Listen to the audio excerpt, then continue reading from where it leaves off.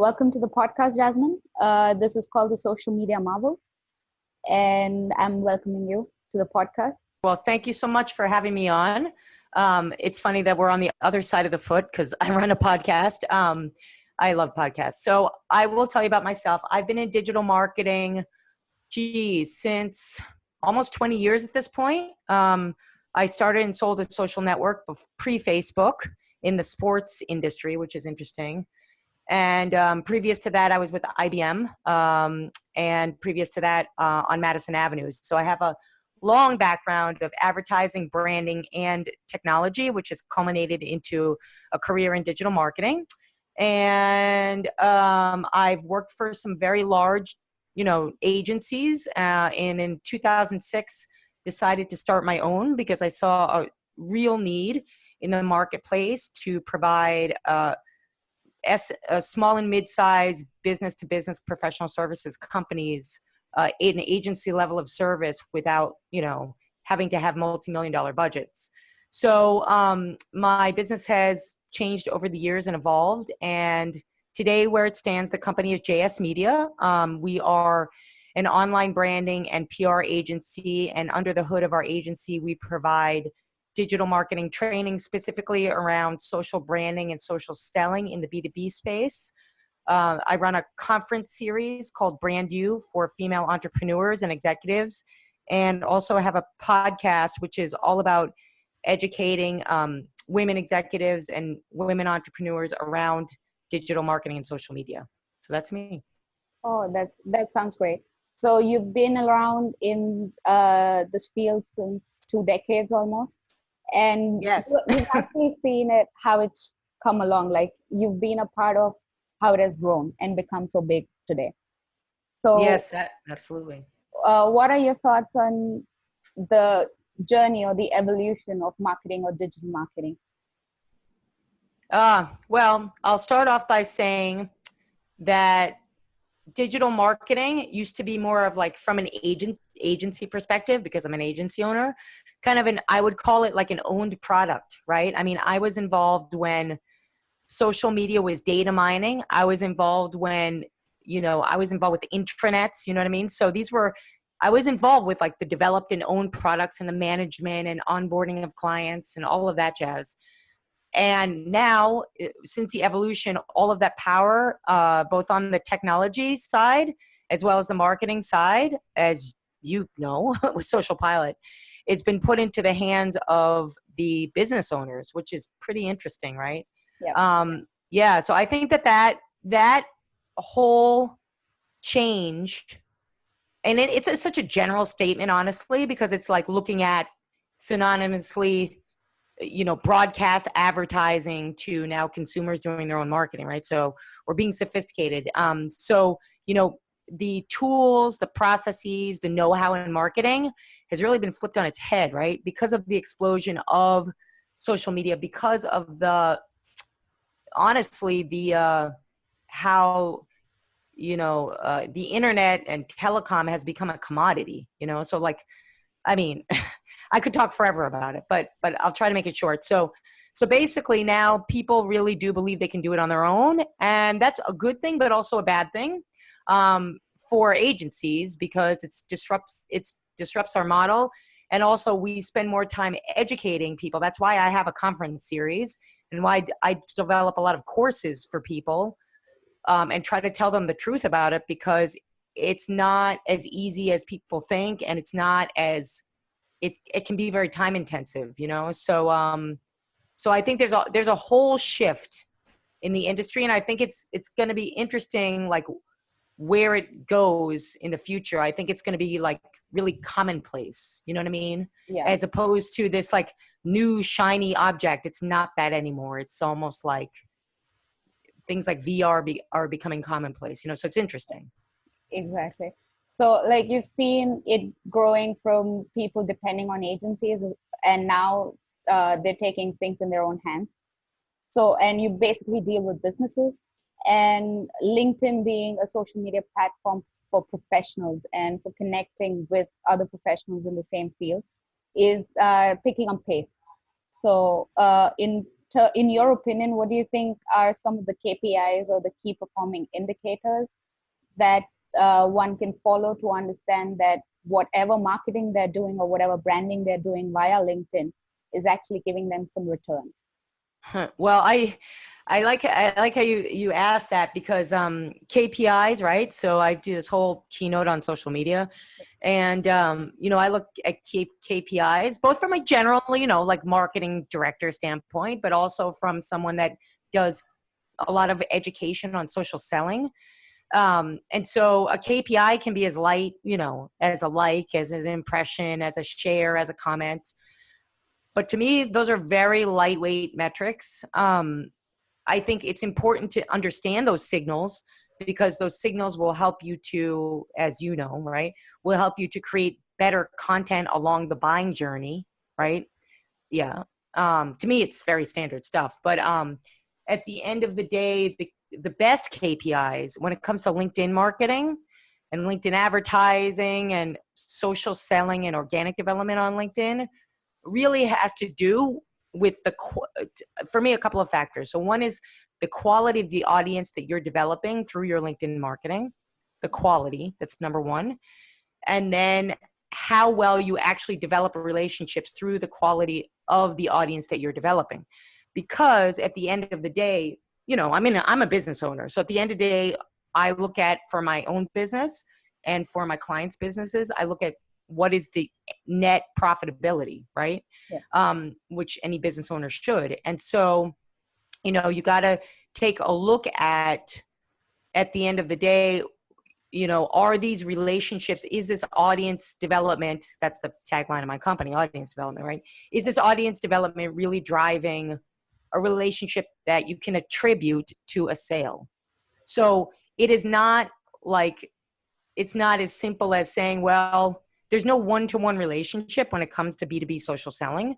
It really has to do with developing a social brand, which we do, right? And then cornerstoning or really nurturing that social brand and the audience that you develop into a social selling pattern, So I think number one should be, like when I work with my clients, sometimes I have them what I call clean house of their LinkedIn connections. I have them look at their LinkedIn connections and say, what's the value of these people in your network? Like, what are they a partner? Are they an indirect relationship?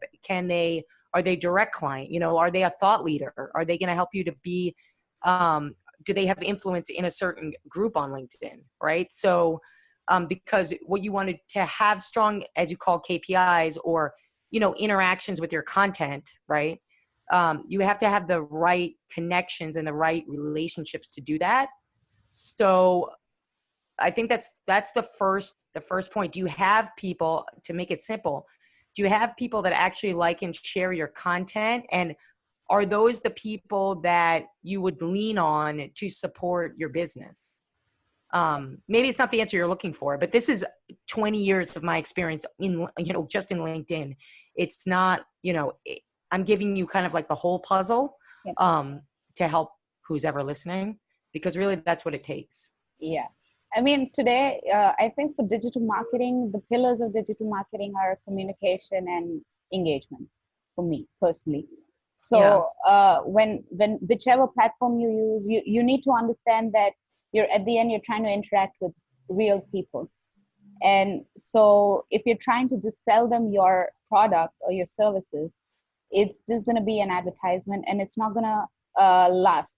So when it comes to repeat selling or retargeting customers who have been in like the top funnel or the middle of the funnel, it really takes a deep, meaningful relationship. It takes a conversation. It takes a lot more than just putting down the features of your product or your service. So, well, right. Right. I mean, social media is all about being social, right? It's not, there's a sense that people do need to know your features and benefits, but at the end of the day, it's relationship development. In my sphere, right? Which is, I have B2C clients, but that's primarily on the PR side of my business. But on the social media kind of relationship development, it is about that human to human connection for sure. True. So, like you said, it's all about building your audience, or knowing that the connections that you have on LinkedIn, will they be helpful to grow your business?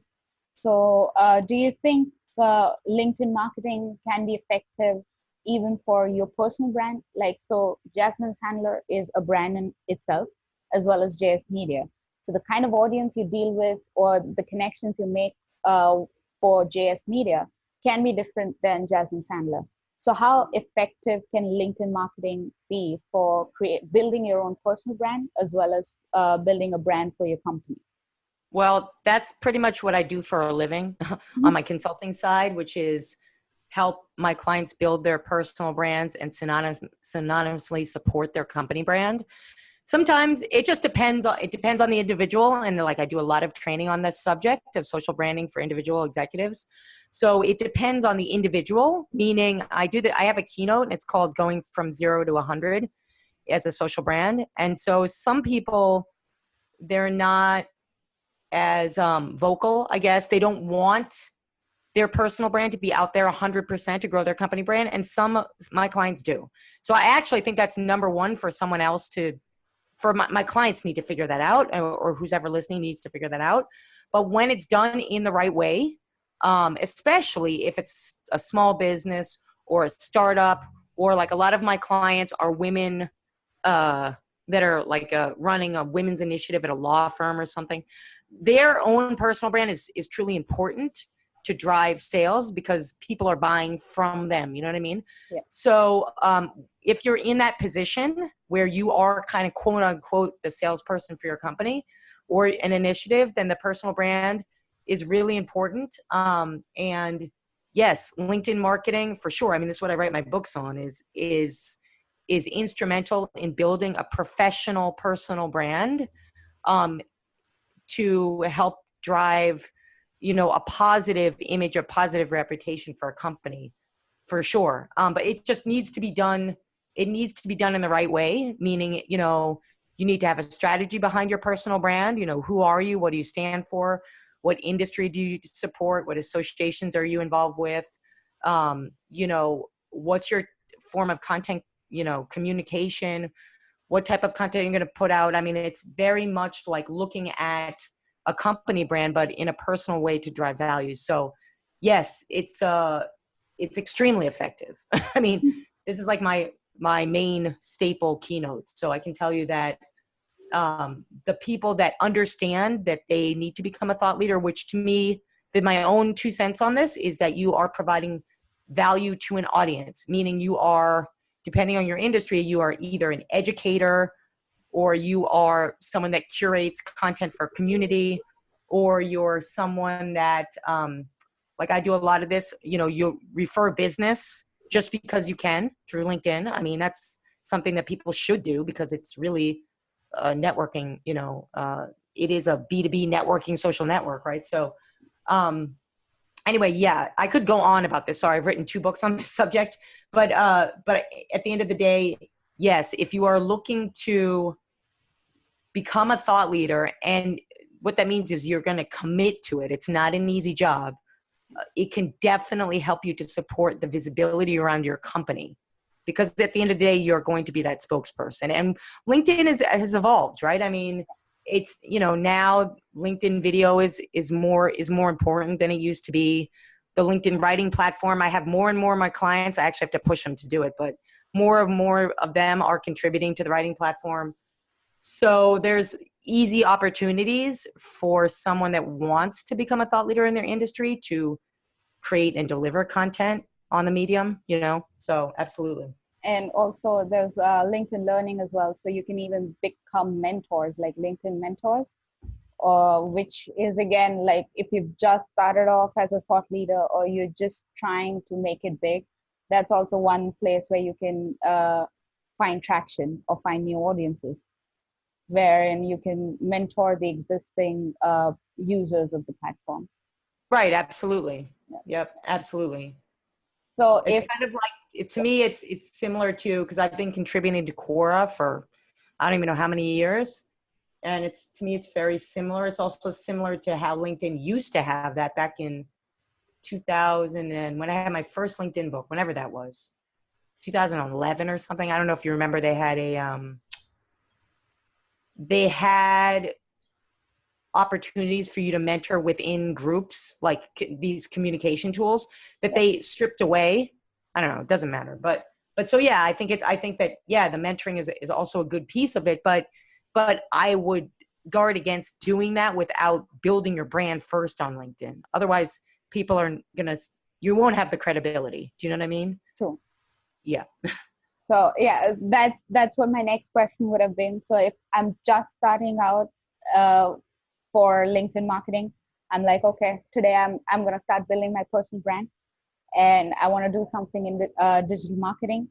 So should I reach out to my existing connections at first and sort them out, that which of those would be helpful in giving me insights or in helping me reach a bigger audience?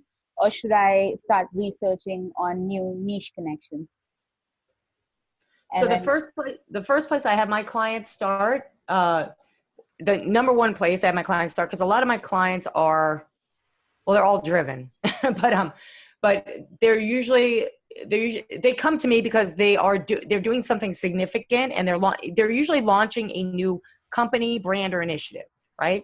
So the key word there is new, meaning they need to make a change, and a lot of times their connections, their relationships that they currently have may or may not be suitable for where they're going, if you know what I mean.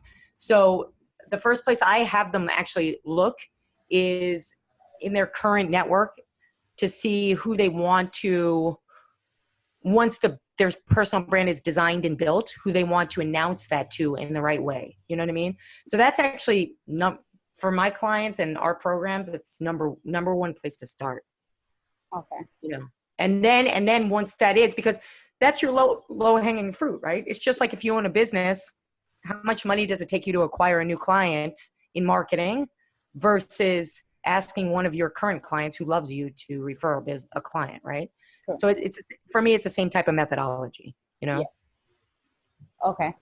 And so just like not only focusing on LinkedIn, if I had to ask you, where do each of these, the other social media platforms stand?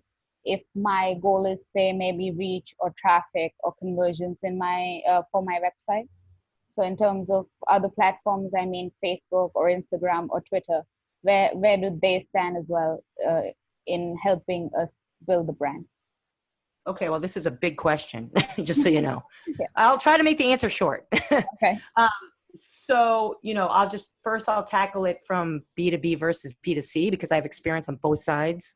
Mostly on the B2B, a long-term. B2C is usually short-term work. But on the B2B side, so on the professional services side, obviously LinkedIn is the number one beast in the network. I mean, this is the place really where, we're in the world of relationship development, right? And that's what it's about when you're dealing with law firms or financial services clients or technology or whatever. So LinkedIn is going to be the place where you should be developing those relationships, right? However, all the channels themselves have their own place, Now, especially because you brought up the previous question about the cross between the personal brand and the company brand, this is an important point to address.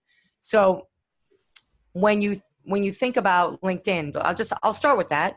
So you have your personal brand, which is your profile. Yep. Then you have your company brand, which is your company page, right? Depending on your position with the company, I'm assuming that these are business owners, you need to support and nurture that company brand as well. So, from a standard level, the things that you should be sharing on your company page are, anything news, events driven, awards, that makes sense, testimonials, company videos, whatever, right? So that's on the company side. And obviously if you're hiring people, obviously that's how LinkedIn makes most of its money, through recruiters and things.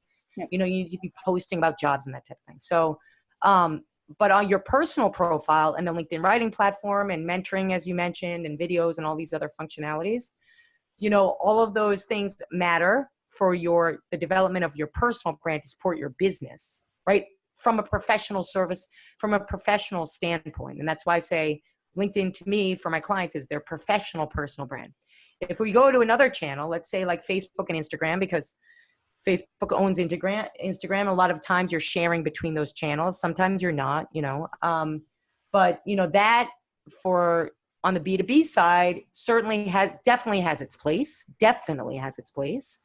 because that should be the side. And I have a lot of experience on that end of things, is in terms of creating a culture and creating a community, right? So companies that dismiss, like B2B companies that dismiss Facebook, I think are silly personally, because Facebook is a great place for getting engaged in Facebook groups and building communities, And so if you can do that in the right way on topic, because there's so many topics that are covered, that's where you're going to have more success on Facebook, right? So, and then Instagram obviously is so it's an image, social network and video. So, and for me, Instagram, similarly to how I would advise somebody on LinkedIn to write a series of content as opposed to one piece of content, that's the way that, I would say to look at Instagram, is you're creating a brand. I mean, it's so visible, right? So Instagram definitely has a place for developing a visual brand behind, whether it's going to be the personal brand, like the CEO has his or her own Instagram profile, or it's a business account, it's a business profile. It's a sense of creating a brand that's going to drive a visual community for sure, 100%. So the tone of the content obviously is different. This is such a huge question, and I know I'm trying to make it short, but the tone of the content between LinkedIn versus Facebook and Instagram is obviously much different and should be different, because especially when you're just starting out, So because LinkedIn is much more professional, Facebook, you can be more social. You might have people that would support you in your business on Facebook, certainly within the Facebook groups, that probably don't spend a lot of time on LinkedIn. A perfect example that I can give you is, because I deal a lot with, because one of my missions is to support women in business. I deal a lot with women's groups, offline, online, different networks. There are Facebook groups that I try my best to support on Facebook in terms of content and sharing that content the best I can with limited time. Where some of those women, I can tell you that they spend like maybe 1 hour a week on LinkedIn. You know what I mean? They're not heavy users of LinkedIn. So you have to know where your audience is, to decide where you're going to spend your time with your content. But as far as like the tone of the content goes and what the use is of these networks, LinkedIn is certainly for networking and relationship development from the business side of things. It's certainly great for recruiting and building relationships with influencers, even the media. Whereas Facebook is more, I think the success is more about building communities through groups and relationships there in more of a social way. And I think, obviously Instagram and any other, these are only a few, there's so many social networks, but Instagram or anything else that's visual is really about story selling and storytelling. That is 100% about developing a brand through a story. And you can do it in a great way through a personal brand, to support a company, especially if it's a small business. And then I'm just going to touch on the last one, because I know you probably have more questions, is Twitter. I still think Twitter has a really good place, as far as being a real-time interaction, social networking, and microblogging tool. 100%. It is fantastic for being involved in real-time conversations. So, if you're a social media manager, you better be on Twitter, So it's great for like what we do in terms of PR, online PR and events, to be involved, or even leading tweet chats, to build communities within Twitter. And the media who my agency, we do a lot of work with like bloggers and online media. They spend quite a bit of time on Twitter. So again, it all goes back to, you got to be where your audience is. So that's why it takes a proper social media strategy. That's why just to answer this question is a little loose, because I do a lot of big strategy, but I would say those are just, some basic tips or advice that I would provide if you're starting out with these platforms. Yeah, true. So like you said, just to sum up, maybe LinkedIn could be where you showcase the professional image of your company, whereas Facebook and Instagram could be you don't really need to sell or talk about only your products and services. You could also talk about the work culture or the things that you believe in as an individual, and you could create a community based on that. It might not be completely relevant to your company's product or service, but it still helps you build your personal brand, and it still creates value for your company because you are associated with it. And with Twitter, like you said, yes, you nailed it. It's an amazing platform for real-time conversation, and it's highly engaging. So yeah, that is true. Uh, Yeah. so my next question would be, okay, now I might have created a lot of traction from either LinkedIn or Facebook, and now I want to branch out towards other social media platforms. So how do I leverage my following or my backing or my branding from one platform where I'm famous or where I'm big to my and channelize it to the other platforms as well?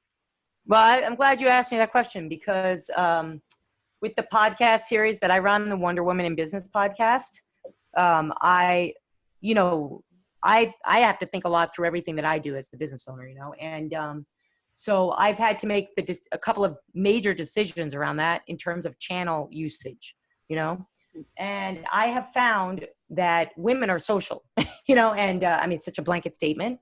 But even though I do a lot of work, you know, video work on YouTube, and I'm a huge consumer of YouTube, and I support YouTubers, and I'm involved with YouTubers and all that.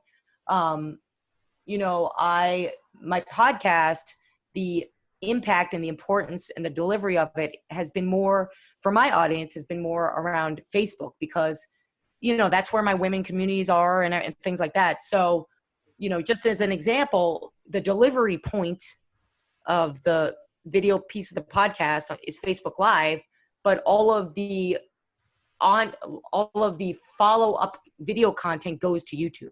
So the point is that even if I grow a huge audience on Facebook, I know that YouTube is still an important element to it, and the content will be segments of something that was maybe full on Facebook, right? So so it's not too dissimilar. It's just a different approach of recreating what we call like making it evergreen content, right? Yeah. So again, it always goes back to the same thing, which is what I said when I started this business in 2006 on a piece of paper. I swear, it all goes back to the same thing for me personally. It's like, where is my audience? What do they care about? How much time do I need to spend there? Do I understand what that network needs? You know what I mean? Yeah. So the strategy is number one. Like, I enjoy giving tips, but I always caution tips with a little caveat to say you should have a proper strategy before you do these things, you know? Yeah. Otherwise you'll waste a lot of time and money. So. True. Like you said, you're also doing a podcast series. You're educating people as well with your keynote speaking, and you're also helping clients like B2B clients or B2C clients. So how do you unify all these different facets of your career into a unified brand, your personal brand? So how does Jasmine Sandler define herself as all three: a social media trainer, a keynote speaker, and even a branding specialist for B2B clients? Yeah, well, I like that question because, you know, my agency, JS Media, the former name of it was Agency, and I had that name for years. And I mean, it's a long story, but my point is, I realized that I started getting a lot of client testimonials from big companies and small companies. And every time I asked them for a testimonial, they would say, even if I had a large team and I was just leading it on a project, they would not really reference my company. They always would just reference my name, you know? And I was like, okay, well, I guess I have a strong personal brand. I'm serious, you know? So for me personally, it just hasn't been because I'm an educator and because I believe so much in the importance of anybody that wants to be a brand, that they have to have knowledge and experience to really be an educator. It hasn't been so difficult to be able to support the different services that I and my company provide under my personal brand, because a personal brand is where I've put my time and money. You know what I mean? My own money, my own time. So, you know, I cross share, you know what I mean? So like something that's on Wonder Woman in Business. I mean, I'm the host of the podcast, but we put things out about like Ivanka Trump. I mean, I don't want to get into politics, but she had a pretty good speech at, you know, the G20 summit. Yeah. And I thought it was cool. So I put it out, and I put it out on Wonder Woman in Business social platforms, but I put my comment behind it. You know what I'm saying? And this is what I tell my clients. You know what I mean? Just because you're putting out content on your company page, you should have if you believe in that content, you should have something behind it, like a comment or something. You know what I mean? So, and I've been doing that type of work for a long time. So, you know, people kind of know through my commentary, through my messaging, and most importantly, through the design, right? The look and feel of the things that I put out across all of my properties. In fact, we are at this moment relaunching the brand new website with new coloration to support the other brands. You know, all the brands have to support each other, because it's like, when you look at your personal brand, you want to look at it as if you were a company, right? You have to have a certain color schema. You know, there's certain messaging behind it. You have a specific audience, right? So that being said, I mean, Pepsi has 300 products. You know what I mean? Something like that. Why can't my personal brand have multiple products or services, which it does? So that's the way I look at it. I look at it very holistically, you know? Okay. All right. So that's about it from my side. If you have any other comments or any other views that you'd like to share. Yeah, I actually would. I would love to. So a couple of things is that, you know, in the work that I do on the, you know, the education and supporting of events for female executives and corporate teams and female entrepreneurs, I actually have quite a number of events coming up. So I have, you know, I'm always open to inviting women that want to become leaders and they want to use digital marketing to develop their thought leadership. I always want to invite them to events that I'm either leading or involved with. So I have next week, I'm doing co-hosting a private dinner here in New York City with a top fashion designer for female executives. It's invite only. So if anybody is interested in that and happens to fit that criteria, they can certainly contact me. The other couple of things is every week I interview top leaders, female leaders in all different industries, honestly, ranging from arts and culture and music to insurance to law, like you name it, on the Wonder Woman in Business podcast. So if anybody's interested in getting tips from business leaders outside of digital marketing, you know, like anything on leadership, please, you know, subscribe to the podcast. It's on Apple and it's also video on YouTube. And then I have in March 2020, I'm launching the second of my annual conference, Brand You. It's going to be in New York City. I'm expecting about 500 attendees. It's a conference on thought leadership, social branding, and social selling. I'm bringing in probably like 13 speakers like I did last year. So if anybody's interested in either attending or getting involved or speaking, like reach out to me. The website is brandyouconference.com. There's a lot of opportunities there. So, you know, I certainly wanted to mention it. Okay. All right. And could you also mention all the socials that people could follow you on? Oh, yeah, absolutely. I would say number one is LinkedIn, because I provide a lot of advice and content there for free. So, you know, why not follow me there? So it's my LinkedIn handle is linkedin.com/in/online branding. That's been my URL since 2004. And my website, JasmineSandler.com, has the links to, I have I'm in many social networks. So I would say that's the best way to like just on the top of the website are the links to all of the other social networks, All right. pages and author pages. So it's just easy that way. Okay. Yeah. Thank you so much. I had a great time talking to you, and I hope you keep inspiring women in our industry because we really need more women, to be Yeah, honest. I hope that you could be you're welcome to be involved with anything that I'm doing. I love what you guys are doing. And yeah, the more that we can help each other and build a community of women that helps each other in business, the better. It's my mission. So True.